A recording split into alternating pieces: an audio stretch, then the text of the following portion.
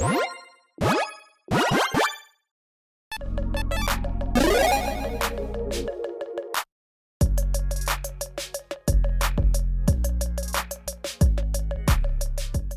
everyone, Mitch coming in for the Grimoire Core Studio. Welcome to the show.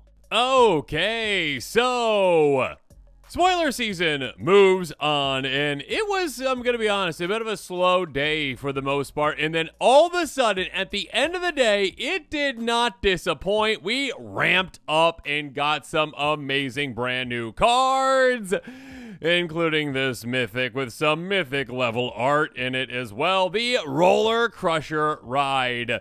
First of all, amazing name, really cool concept, and yeah, I actually just got back from a roller coaster park a couple of days ago, and it was awesome.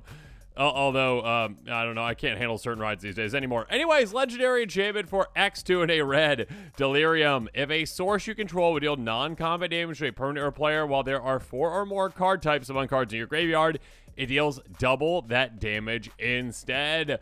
On top of that, when it enters, it deals X damage to each of up to X target creatures. Now, there's a lot going on with this enchantment, and actually, we have been getting more and more of these, like, Meat Hook Massacre type enchantments lately. I mean, that one from, like, Lord of the Rings as well.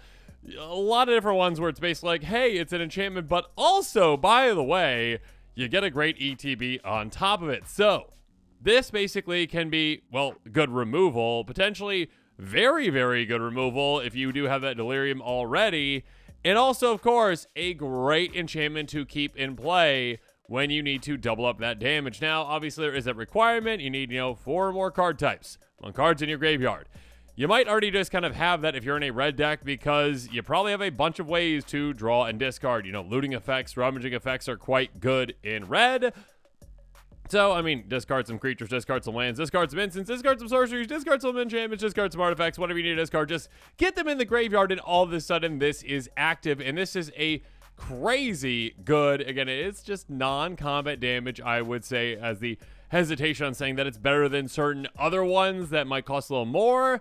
But it's still very, very, very good. If you've got a group slug deck, a burn deck, any of those kinds of decks, yeah, this is a slam dunk in those types of decks. And again, it doubles as removal as well. So yeah, this is really, really good. A really, really, really, really cool card. And consider that it's also a legendary enchantment too. So if you have, a type of commander that might, maybe tutor up legendaries, like maybe a Sisay, and you could utilize it in that kind of a deck, make sure you're considering that one as well. Moving on. Marina Vendrill's Grimoire, a legendary artifact for 6 mana in blue. When it enters, if you cast it, draw 5 cards. Wizards, come on. Can I blink it? Okay, fine. That's fine. You have no extra hand size, and you don't lose life for having 0 or less life. Whenever you gain life, draw that many cards. Whenever you lose life, discard that many cards. And if you have no cards in hand, you lose the game. So this one, I believe, just goes infinite with a couple of things at least. I mean, there's that one, like, bird simic thingy, whatever it is, that, like, whenever you draw a card, you gain a life or whatever. So that, if it's not a May, then you just implement yourself and you lose unless you have, like, a live mana I can play. So be careful with that. That being said, this is a really cool card. This is kind of like a Lich card in a way, but a Lich card with massive upside. I guess it is like the exact same, not the exact same, but there's Lich's Mastery, which I believe also would gain you life when you're drawing cards as well. So, yeah, draw your cards so you're gaining life. I said the opposite. Anyways, forcing discard on losing life, yeah, that's pretty cool. You need to actually just make sure that you, don't lose enough life to the amount of cards in your hand. So keep that in mind.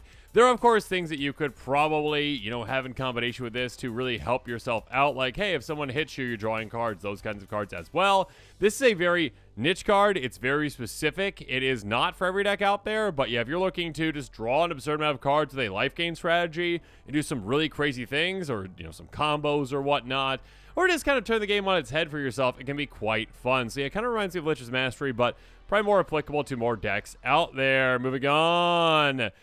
Cynical Loner, a 3/1 human survivor for 2 mana in black. Can't be blocked by glimmers. Survival at the beginning of your second main phase. If it's tabbed, you may search life for a card, put your graveyard, then shuffle. I mean, that first part is incredibly specific. I mean, it might only, when it comes to like commander play, it would only like really apply most likely against like changelings. I mean, or some glimmers are probably going to see play, but still, when it comes to that second part though, if you do have a deck that cares about actually, getting things into the graveyard, like tutoring things in the graveyard, whether that's like flashback cards or certain combo pieces or just cards that are good in the graveyard, like Brawn, etc., yeah, it can be quite good as well. This does have to survive in combat, basically, for the most part. I mean, there are other ways to tap it. Obviously, if you've got a commander that can like force a tap on this, that'd be great. That being said, yeah, it's a pretty specific card. And it is interesting, again, I will mention this, at the beginning of your second main phase. I think Wizards did mention that they would be finally like specifying second main versus like post-combat, because post-combat can be a lot of main phases with extra combats and etc. So, pretty cool there. Moving on, Fear of Burning Alive. Yeah, that is quite the fear. A 4/4 Jade Creature Nightmare for 6 mana in red. When it enters, it deals 4 damage to each opponent. Whenever a sword you control deals non-combat damage to an opponent, if there are 4 more card types among cards in your graveyard, Fear of Burning Alive deals that amount of damage to target creature that player controls. Yeah, I mean, pretty specific. But yeah, if you got the Delirium, you can do some pretty good things. But yeah, I think that's more specific. It's a high mana value for this kind of a card. Next up, Saw. An artifact equipment for 2 mana. Equip creature gets +2/+0. Whenever it attacks, you may sacrifice a permanent other than the creature or Saw. If you do draw a card, equip 2. It's interesting. I mean, that is a good amount of repeatable card advantage for the right deck out there. It is a decent amount to have to throw, 2 mana this out, 2 mana on the creature, then attack with that creature to just get that sacrifice outlet, and like once per turn, basically. Specific, like, I guess, equipment aristocrat style decks, maybe. Moving on. Shrewd Storyteller, a 3/3 human survivor for 3 mana in Selesnya. At the beginning of your second main phase, if it's tap, put a counter to a creature. Very specific counters decks that really want this specifically, but other than that, no. Probably more of a limited card. Moving on. Attack in the Box. That is quite the clever card. 2/4 artifact creature toy for 3 mana. Whenever it attacks, you may have it get +4/+0 until end turn. If you do sacrifice, be an next end step. Pop goes the evil. That's a cool, words. That's a cool words. That's cool flavor text as well. But yeah, this is more of a limited card. Next up, Haunted Screen. Haunting art. Artifact for 3. Tap for either of Orzhov colors, basically, or tap, pay 3 life for any of Temur colors. So this is a 5-color card, essentially, only for 5-color decks. By paying 7, you put 7 counters on this. Comes a 0/0 Spirit and just other types. Activate only once. I mean, yeah, if you're playing a 5-color deck, you could consider it. There's definitely better 3 mana, artifacts out there. This one does cost you some life. That's not that big of a deal to utilize all 5 colors. That being said, you could potentially turn it into a decent threat as well. So yeah, sure. I guess if you've got like a deck that leans heavily into not having a bunch of creatures in it, and you want like other creature options, yeah, cool. Because then you can just like wipe the board with like a Wrath of God and then utilize this still. Moving on. Cursed Windbreaker. That's funny. Windbreaker, that's cursed. Okay, anyways, artifact equipment for 3 mana in blue. When it enters, manifest dread, then attach Cursed Windbreaker to that creature. Again, that means basically, look at the top 2. One goes on battlefield face down as a 2/2, and the other goes in your graveyard, and it's kind of like manifest, essentially. Cool creature is flying, equip 3. That's quite a bit. I mean, sure, you get a 2/2 flyer for 3 mana and a bit of surveil there, and like an equipment that stays around. Maybe for like a very specific equipment deck, you could utilize something like this, or like face down tribal like Eddie has. Anyways, moving on. Insidious Fungus. Here we go. A 1/2 fungus for a single green mana. Pay 2, sacrifice, choose 1 sorcerer artifact, target enchantment, draw a card, you put a land card from your hand on the battlefield tapped. This is like the new Caustic Caterpillar, it seems like. That's really good. Yeah, I mean, again, if you're what typically is in these like color amounts, basically like either white or green, typically you have like a creature that either costs 1 or 2 with a similar effect. If it costs 2, the actual ability costs 1. If the creature costs 1, the ability costs 2. I really usually would rather have like the creature costs more to just get out and then less for the ability, so I can more constantly activate that ability if I need to, or consistently, I should say. But with this one, I mean, this is just a good amount of value. Being able to get this down turn 1 and then turn 2 basically explore if you have nothing else to do with it. Great. If you're like running short on ramp or card draw or whatever, great. Do that. That's fantastic. I mean, it's not quite explore because you're putting on the battlefield tap, but still. Yeah, that's really good when it comes to that. And also the flexibility of removal. I can see this seeing a good amount of play. I mean, if you've got a bunch of like creature creatures that serve as your removal, this is a very, very good one for a low to the ground option that also gives you some ramp potential as well. Yeah, landfall can consider that too. So yeah, a very interesting card. Sacrifice decks as well, decks that care about graveyards, getting things back, etc., etc. Moving on, and fungus decks too. Flood Pit's Drowner, 2/1 Mur Hulk with Flash and Vigilance for 2 mana in blue. Enters, tap, target creature opponent controls, put a stun counter on it, pay 2 mana, essentially tap, shuffle this entire creature with a stun counter onto his owner's libraries. I mean, this could be good for a Mur Hulk deck, coming out of nowhere, tapping something down, stunning it, and if you really want to get rid of it permanently, get rid of it permanently. And I do say permanently, like shuffling it in, yeah, there's a chance they can get that back, but they're probably not going to get it back. So yeah, it can be a very interesting card. I mean, Flash Vigilance already, that's quite nice. If you've got a Proliferate deck, that can be quite good as well, or even just like a Blink deck, of course, like a Brago deck. You throw this down and you're like, okay, cool, tap that down, put a stun counter on it, great. And then I blink it again and again and again and keep getting that and just tap down some armies that can be quite good. Next up, Spine Seeker Centipede. Creepy! 2/1 insect for 3 mana in green. When it enters, you may search your library, basically any card available in your hand, then shuffle. +1/+2. Has Vigilance as long as they're 4 more card types, 1 card in your graveyard. Limited card. Next up, Vicious Clown. Creepy! Oh my gosh, that is terrifying. It looks like Chucky, kind of. But like the hair, definitely not the same. Okay, 2/3 Human Clown, 4/3. That's a human? That's a human? That's not like a puppet? Okay, 3 mana in red. Whenever the creature you control at power 2 or less enters, Vicious Clown gets +2 or 0 until of turn. Yeah, this is very specific. I mean, like, a Cranko deck could just throw that in there for fun, maybe to scare your opponents. Be like, here's a creepy clown. They're like, oh my gosh, no, I'm running away from the table. Yeah, it seems very specific, though, when it comes to the kind of card, more of a limited card. Next up, Untimely Malfunction. Now, this is one of those cards that people are going to underrate, and you should not. This probably should be one of the highest played cards out of the set. I mean, definitely at least in the top. Okay, I mean, for the uncommons, out of the top uncommons out of the set, because this is just a card that has so many applications. An instant for 2 mana in red. Choose one. Destroy target artifact. Change the target of target spell or ability of a single target. 1 or 2 target creatures can't block this turn. That last part's a bit weirdly worded. Usually they put like up to 2, but maybe they just don't want you to be able to just like cast this and be like, I choose 1.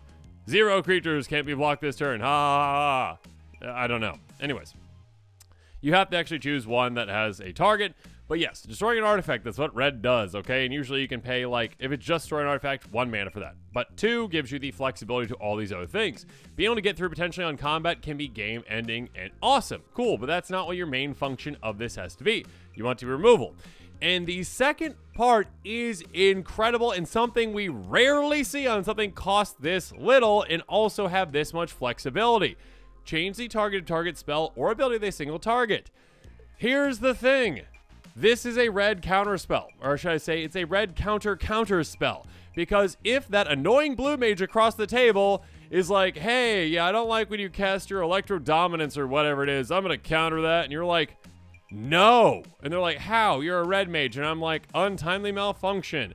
I will choose to change the target of your counterspell instead of my Electro Dominance or whatever my massive spells I'm casting to this spell, to Untimely Malfunction. It will target this instead, it counters it, and it both things whiff, essentially. So yeah, being able to counter spells with this is absolutely massive and huge and really changes the dynamic of a game for a red player. Having that option of being able to be like, oh yeah, I just counter that is huge for you, and it can really throw other players off. And again, on top of it, just being like not like a useless card in your deck. Otherwise, like if no one's countering anything, it's like, oh no, okay, yeah, I guess I'll just destroy an artifact, or I'll let my creatures get through with no blocking. And again, it doesn't have to be your creatures too. Keep that in mind. Could be your opponent's creatures as well, like on an opponent's turn. Be like, hey, they only have 2 blockers. You want to swing at them? I'll help you get through. That being said, also on top of, countering counter spells, basically, obviously it can change the target of spells like misdirection type things as well. Or, someone tries to Swords of Plowshares your creature, like, that creature instead. Cool.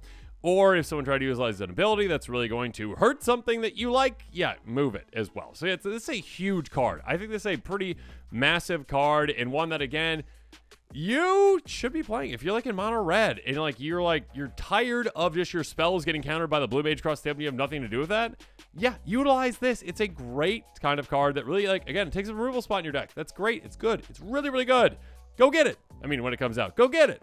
Next up, threats around every corner. Enchantment for 4 mana in green. Enters Manifest Red. Whenever you face down permanent you control, enter, search life for a base land card from the battlefield, tap, then shuffle. Do you have a face down tribal deck like Eddie does? Great. If so, love this card. If not, you're probably not going to use it. Moving on. We've got a room with Glassworks and Shattered Yard. When you unlock this door, this room deals 4 damage to target a creature opponent controls. Shattered Yard is the beginning of your end step. This room deals 1 damage to each opponent. Yeah, I mean, this seems like, it's a common. It's not really that big of an effect. A little bit of, like, removal and a little bit of, like, pain. Maybe, like, a group slug deck could utilize this, but probably not. There's some better effects out there. Next up, Fear of the Dark. Creepy. 5/5, Enchanted Creature Nightmare for 5 mana in black. When it attacks, if the player controls no Glimmer creatures, it gains Menace and Death Touch all the turn. This is basically just like Menace, Death Touch, permanently most part in Commander. Probably, Glimmer's not going to be all that much of a thing. Limited card. Moving on, Stalking Researcher. 3/3 Human Wizard Defender for 2 mana in blue. Whenever a champion you control enters, when you fully unlock a room, can attack the turns that don't have Defender. Limited card. Even if this literally didn't have that, and it didn't have Defender, which is a 3/3 for 2 in blue, you wouldn't care. Next up, Trapped in the Screen. Enchantment for 3 mana in white. Ward 2. Wizards throwing ward on things again. When Trapped in the Screen enters, exile target artifact, creature, or enchantment an opponent controls until Trapped in the Screen leaves the battlefield. Wizards, can't you give us more Oblivion Ring type effects where you forget to put, like, opponent controls so that I can do my janky little, Oblivion Ring loops where I'm targeting my own things? No? Okay. Yeah, I mean, it's basically Oblivion Ring, but with ward, essentially, but only, your opponent's things. And I guess it is more specific. It's artifact, creature, or enchantment, so you can't do, like, Planeswalker, etc. Cool. Anyways, moving on. Savior of the Small, a 3/4 core survivor for 4 mana in white. Beginning of your second main phase. If Savior of the Small is tapped, return target creature card with mana value 3 less you give it your hand. Again, more specific, probably more of a limited thing because you do have to, have this survive in combat to really get use out of it each turn, unless you've got other ways to tap it. So I'd say mostly more of a limited card. Next up, Cult Healer, a 3/3 Human Doctor for 3 mana. Eerie. Whenever enchantment you control enters, and whenever you own the falling like a room, it gains lifelink until end turn.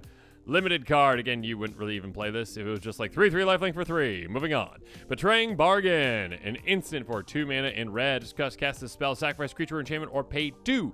5 damage to our creature. If the creature dies this turn, exile instead. Burn spells really aren't, all that prevalent in most commander decks out there. Very specific commanders can get them and utilize them, but other than that, no. So yeah, more of a limited card. Thank you, MG Goldfish, for the translated version of this one. Next up, Bottomless Pool and Locker Room. Bottomless Pool is a single mana blue enchantment. It's all enchantment room. Anyways, whenever you unlock this door, return to 1 target creature to its owner's hand. That's nice. Actually, be able to just leave this in hand and play when you need to, potentially, and just be like, okay, I'll pay a blue mana and then bounce something. Whenever 1 or more creatures you control deal combination to a player, draw a card. On the other side, keep in mind that is 1 or more. It's not like Coastal Piracy, where it's just like all the things. That being said, you could draw up to 3 in a turn, potentially more if you had double strike or extra combats, obviously. But yeah, in Commander, be able to swing at all 3 of your opponents and draw 3 cards. They can still be quite nice, though again, there are just strictly better versions of this out there, though without that unsummoned flexibility. And then finally, one commander that I want to highlight that I didn't get a chance to cover just yet up until now is the Swarmweaver. So I'll talk about the commander, and I will give you some cards. That'll be in a nice little list in the link in the description below. A list that's in the link. There you go. In the description below, a 2/3 Ledger Artifact Creature Scarecrow for 4 mana in Golgari. When it enters, create 2 1/1 black and green insect creature tokens with flying. As long as there are 4 more card types among cards in your graveyard, insects and spiders you control get +1 and have Death Touch. So this is a commander that, well, you can go in, I would say, 1 of 2 directions, or I guess 3 directions in total. You can go insects, you can go spiders, or you can go a combination of both. Personally, I would try to lean as heavily as I can into 1, as you're going to get more synergies if you don't try to split up what you are doing. Now, of course, there's certain miscellaneous cards that you could just add in that could really help you too, but I would try to hyper focus as much as I can on one of the 2. My gut with this one does say insects, simply because this ETBs and makes you insect, so it's already helping you get going in that manner. So yeah, I would probably go in that direction specifically. There's ways to use and abuse that ETB, ways to just utilize those insect spiders fully, and that death touch too. Let's jump into those cards. And again, there will be a link in the description below, much like the link to my Kickstarter. Make sure you check that out. I'm very excited about it. I hope you are too. Anyways, Fein Death. Yeah, a great card to help you utilize this commander to the fullest in every other iteration of this card, because there are so many of them. I mean, this is literally just like a copy of another card out there that is just a different name, does the exact same thing. Instant for a single black mana until end of turn, target creature gains. When this creature dies, return to the battlefield tapped, on its control, they counter on it. Basically, the thing that matters is, hey, if you die, you come back. It's kind of like Black's version of a blink effect in a way, but with death involved. Yay! So yeah, if your commander is going to die, instead of you having to put it back in the command zone, recast it for 6 mana, you're like, oh, okay, I'll pay 1 mana instant speed, and my commander's going to die. Cool. Then it dies, then it comes back, and I get more tokens. Good for me. Next up, Crawling Sensation. Speaking of more tokens, at the beginning of your upkeep, you mill 2 cards. Again, getting things to our graveyard is great for that delirium. On top of that, whenever one of our land cards are put in your graveyard from anywhere for the first time each turn, you make a 1/1 green insect creature token. Again, that's each turn. Count your opponent's turns as well. So if you have other mill effects, that can be absolutely great on their turns too. And yeah, flood the board with more and more insects. Old Rutstein, a 1/4 human peasant for 3 mana Golgari. Enters the battlefield, and at the beginning of your upkeep, mill a card. Again, milling equals good. Land is mill this way. Treasure. If a creature's mill this way, make an insect. There you go. If a non-creature's on land, make a blood token, which of course can help you with your graveyard as well. Speaking of graveyards, Isoneth Thousand-Eyed. Oh my goodness. A 2/3 elf shaman for 6 mana in Golgari. Enters the battlefield, create a 1/1 black and green insect creature token for each creature card in your graveyard.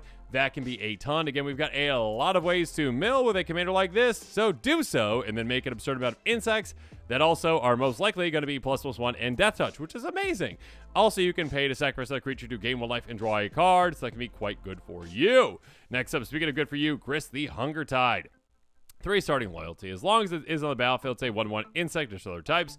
Cool. Anyways, +1, create a 1/1 black and green insect creature token, then mill a card. If an insect was milled this way, put a loyalty counter on it, then repeat the process. Again, if you are going heavy in insects, this really, really helps you because you're going to hit more and more and more and mill more and more and more. -2, may sacrifice creature when you destroy target creature or planeswalker. You've got a lot of fodder to utilize for that. -5, each opponent loses life with the number of creature cards in your graveyard. Again, if you're milling properly, that can be an absolute ton. Moving on, Zask, the skittering Swarmlord, a 5/5 insect for 5 mana in green. You may play lands and cast insect spells from your graveyard. That can really help you out in a lot of ways, again, because you're going to be milling quite a bit on top of that. Whenever their insect you control dies, you may put on the bottom of its owner's library, then mill 2 cards. That can be great. Yeah, milling a lot, getting you more insects. You also can pay 1 in Golgari. Target insect gets +1/0 and gains death touch till end of turn. Again, you might just need that for the pump effect, not really for the death touch once you are set up properly, because your commander will be giving that death touch instead. Other mill effects, like Perpetual Timepiece, can be great. Just very simple, very effective. Tap, mill 2 cards, and if you need to shuffle some cards from graveyards in your library, cool. Do so with that. But yeah, just repeatable. Be like tap, mill, tap, mill, tap, mill. That can fill your graveyard in absolutely no time. Britty Longbo, an amazing equipment with this commander. Equipped creature has tap, ping something for 1 damage to any target. So again, literally just attach this to any insect that you have, and all of a sudden, it is a killing machine. You just literally tap and take out any creature on the board thanks to that death touch. Nemesis Mask, get another card to consider, or these lure type effects, I should say. All creatures able to block a creature do so. Yeah, you attach this to one of your insects. Again, every single creature opponent controls is going to have to block that. Even if it's just a 2-power insect, cool. It still takes out 2 creatures and also force that giant block from all your opponents. So you can take out, again, any 2 creatures because that 1 point of death touch each. If your insect has even more power, great. It's taking out potentially their entire army with that. And with that, this episode is coming to a close. Comment below with your thoughts on it. And of course, as always, thanks again and have a good one.